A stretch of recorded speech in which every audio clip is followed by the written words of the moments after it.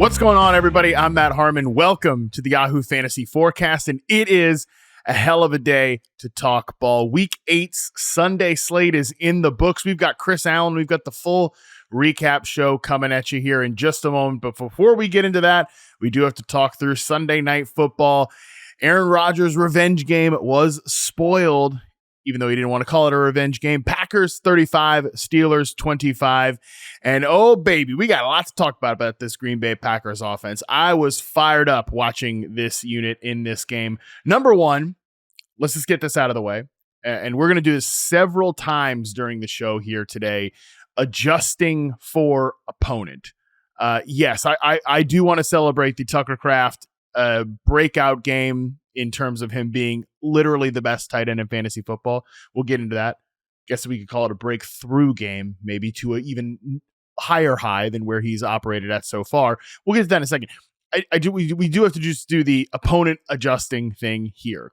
And like I said, we're going to do that several times during the show.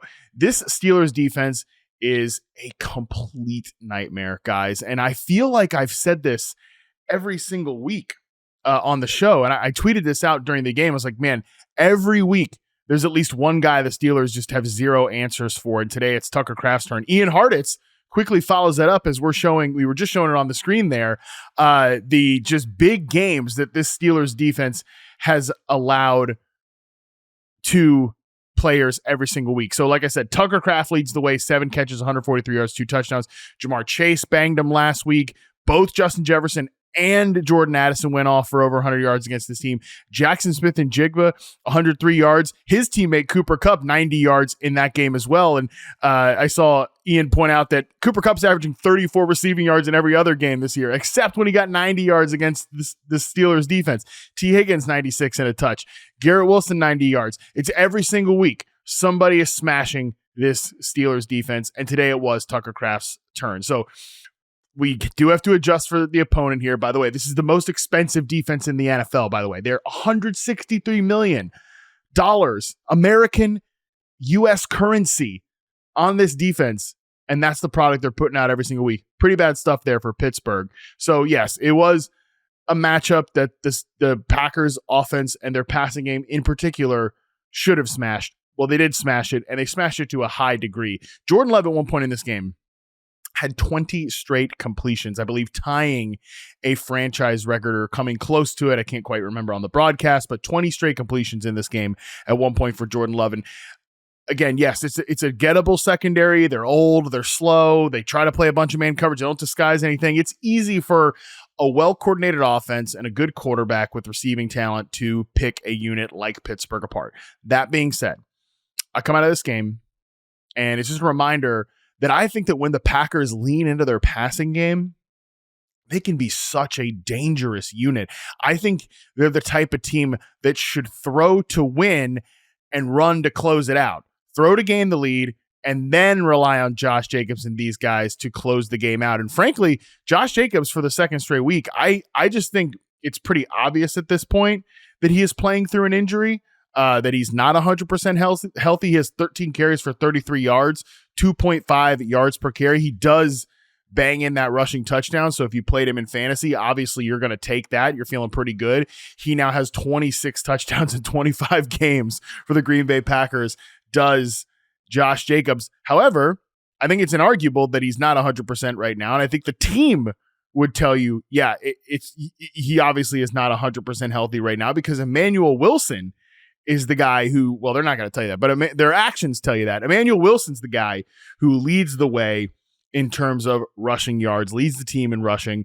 14 touches for Emmanuel Wilson to 16 for Josh Jacobs. So yeah, Wilson, I think, ran well in this one too. He also averaged 4.25 yards after contact per carry and 2.5 yards before contact per rush. So great effort up front by the Green Bay offensive line and the tight ends just getting after it in the ground game. Full team effort there from a running perspective. And that is how they closed the game out. They relied on those guys late in the game, but to pull away from Pittsburgh, because at one point in the first half, this was like a tightly contested contest. Green Bay pulls away via their passing game, and it was a few select guys. It is interesting with this Green Bay passing game right now Matthew Golden's still not really a big part of this. He was banged up coming into this game, so I don't want to take too much away from it. It was kind of a question overnight whether he was going to play with the hip injury, but he gets targeted just 3 times for 4 yards. I'm going to wait for the entire season to really make any big, bold claims on Matthew Golden and what he is or is not in this offense. But I do think there's a chance he might be a very volatile guy. Let's not act like he's done nothing all year. It was just a couple games ago that he had a really nice outing coming off that bye week. And he was still the third route participation player in this game. Romeo Doubs and Tucker Kraft lead the way, at least the numbers I'm looking at right now, with 27 routes. Matthew Golden not far behind at 24. So it's not as if he's just being phased out or anything. I'm going to be coming out with my rookie report for reception perception in probably under a month now at this point. So just a few weeks from now, that'll really give me a good sense of where Golden is at as an individual player. He's just somebody right now that I think you can't really fully count on in fantasy. And frankly, to be fully accountable here, I thought that this might be the spot to use him. I thought that this might be the moment where he's going to take off as that fast, explosive player down the field against this secondary that's so vulnerable. That did not happen. I was wrong about that. Could be because he did get the late hip injury, but it really just looked like he was not a big part of the game plan, because the game plan was Tucker Kraft, man. And that guy was unbelievable in this game. Tucker Kraft was a badass from the first play to the last play. 7 catches, 143 yards, 2 receiving touchdowns, 5 first downs on the night. And he is now the tight end 1 in both overall fantasy points in half PPR and points per game. He was epic on National Tight End Day. 131 yards after the catch for Tucker Kraft. That is the 3rd most in a game by a tight end in the Next Gen Stats era. That's since 2016. Kraft is a guy that we talked about a lot over the summer. Just hammered that he was, at least for me, my favorite tight end pick in that round 9 range. And he's delivered on honestly more than I thought he probably could. I mean, he right now, he's the tight end 1 overall. Maybe that doesn't stick by the end of the year, but he has the ability, even when he does have the low volume games. This is why you don't panic about Tucker Kraft when he has the low volume games, because he still makes it happen. And now over the last 2 weeks, I believe he's had 19 combined targets, which is great to see. The offense works really well when they just get the football in this guy's hands. So just incredible. He's running real deal routes. It's not just a little stuff into the flat, get the ball in his hands and let him run after the catch. He's still making those big plays after the catch, but now it's on real deal big boy routes for Tucker Kraft. I mean, he is the guy in this offense, but there are still some really nice supporting players in this receiver core as well. Romeo Doubs had a 2-point conversion. He had 44 yards through the air, but the guy that really deserves a lot of praise here is Christian Watson. Christian Watson tore his ACL this January. In week 18 last year, he tears his ACL, and an ACL that he has previously torn before. It's October 26th, and he is back making plays for this team. He leads the wide receiver room with 85 yards, and it wasn't as if he just played on 10 snaps or anything like that. He was on the field for 53% of the snaps, if the numbers I'm looking at right now are completely updated. 21 routes, not that far behind Matthew Golden at 24. That is so impressive for him. And Christian Watson is a guy that I think has really leveled out some of the parts of his game that were a little bit up and down to start his career. It's just, you wish he could string together a full season of health. It definitely caught my attention that the Packers gave him a 1-year contract extension. They don't want him to just be around this year. They want to have him around next year as well. He will be around next year for this team. Dobbs is a pending free agent. Jaden Reed, obviously, we'll see what he looks like coming off IR. This team just has so many interesting pass catchers. There's a reason that they rotate all these guys. You know, Dontavian Wicks can separate. Malik Heath had some nice moments as a blocker tonight. Everybody brings something to this game. Everybody brings something to this team. Everybody brings something to the whole offense and the ecosystem. It was great to see Christian Watson out there. I think he's somebody that, I'd pick him up in fantasy in the week 9 waiver wire run and see what happens. This Packers team operates really well. Again, I love when their passing game is going here. So they win this game. They get the Panthers in week 9. They get the Eagles in week 10. They get the Giants in week 11, the Vikings in week 12. So little bit of an interesting schedule there. Some winnable games. Their defense was really cooking late in this game, and that's another thing. The last reason I'll advocate here that the Packers should lean into that pass game more and more, which they did tonight.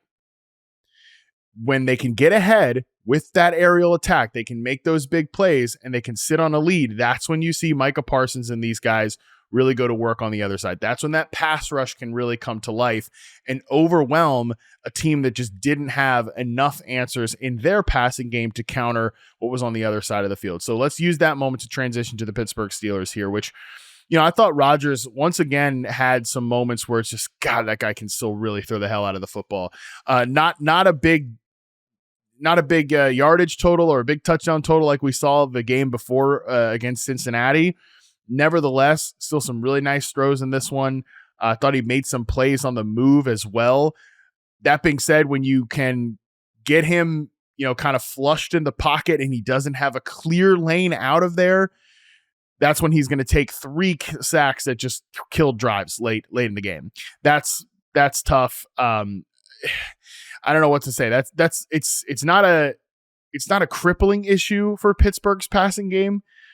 But when they don't have enough counter punches, which they clearly don't, it was nice to see Roman Wilson step up for a couple plays here. The touchdown, which I can't believe at any moment. What the hell is a catch in the NFL? I have no idea. I can't believe at any point they thought that wasn't a catch. It was nice to see Roman Wilson step up for this team. Caught the big pass in the first quarter as well, but he runs 11 routes. DK Metcalf leads the team with 25. Calvin Austin, 20. Jonnu Smith, 15. Jalen Warren, 14, Kenneth Gainwell, 12, Darnell Washington, 11. That's when we get into and Pat Freiermuth at 10. Man, I don't really understand that. They had such good success last week leaning into all of those tight ends. I think Calvin Austin is a nice player, but I wouldn't be taking some of these tight ends off the field to make sure I got, Calvin Austin some routes. I'd be trying to get as many plays where Jonnu Smith and Pat Freiermuth and Darnell Washington are kind of all on the field together. Both these teams also leaned into a lot of jumbo offensive line sets, which was a theme around the NFL today. Maybe we'll talk about that throughout the course of the week. Not too important to break it down here tonight, but that was something I noticed from this team as well. But again, not having those tight ends out on the field together, I think that's your superpower as an offense is to have some of the weird, funky formations and have a quarterback who can identify mismatches, which you certainly saw tonight. On DK Metcalf's game, 30.3% of the air yards, still under 10 yards per target, because 10 air yards per target because he was used down by the goal line. I didn't quite know what to make of the entire Steelers offense, and it's sometimes, as you can hear me talking here tonight, I still don't 100% know what I make of the Steelers offense. But one thing I knew for sure, that exact touchdown play, I said on Reception Perception this year that like Metcalf was going to get 3 of those bare minimum this season, and then we'll go from there in terms of his touchdown total. He has 5 touchdowns on the year right now, which I believe he had 5 touchdowns all of last year in Seattle. So Metcalf's going to be he's an interesting fantasy player. He's a tough one for me to rank on a given basis, on a weekly basis, but man, he can make those exact plays where it's this quick press man, be stronger than the guy across from you, win on a quick slant, and Aaron Rodgers is going to put the football on you accurately. I come away from this game pretty impressed with how Rodgers played.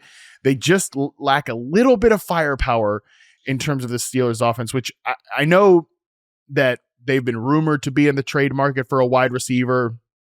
I don't think this team's going to win the Super Bowl or anything this year, but I can kind of understand why they'd want to go out and get a wideout, because they're not a defensive team at all. Like, I think that's settled. That's beyond settled. I didn't think they were going to be coming into this year. I don't think they are right now.